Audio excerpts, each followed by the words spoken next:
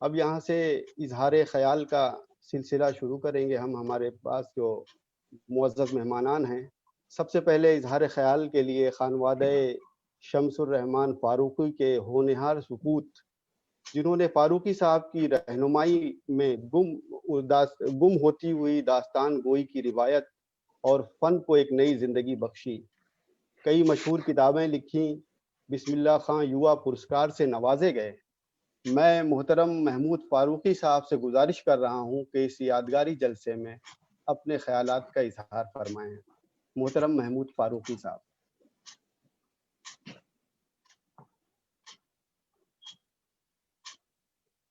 بہت شکریہ آپ لوگوں کا. بہت السلام علیکم، آداب سے آپ سب لوگوں کو.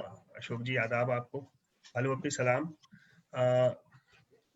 میں صرف یہی کہہ سکتا ہوں کہ میں بے انتہا خوش قسمت تھا کہ مجھے بچپن سے ان کو دیکھنے کا موقع ملا.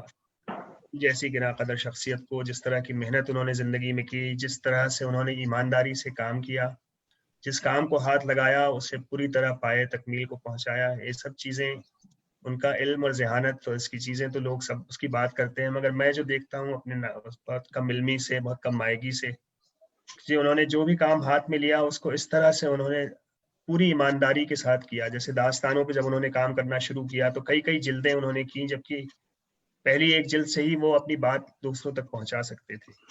تو ان کی عظمت کو دیکھ کے زندگی کو دیکھنے کا ہمیں ایک نیا نظریہ ملا کہ اس طرح سے بھی زندگی جی جا سکتی ہے اور کوئی اس طرح سے بھی زندہ رہ سکتا ہے اور اس طرح کا کام کر سکتا ہے. ہم بہت شکر گزار تھے، اور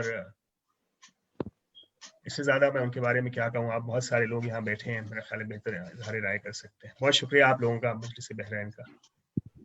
بہت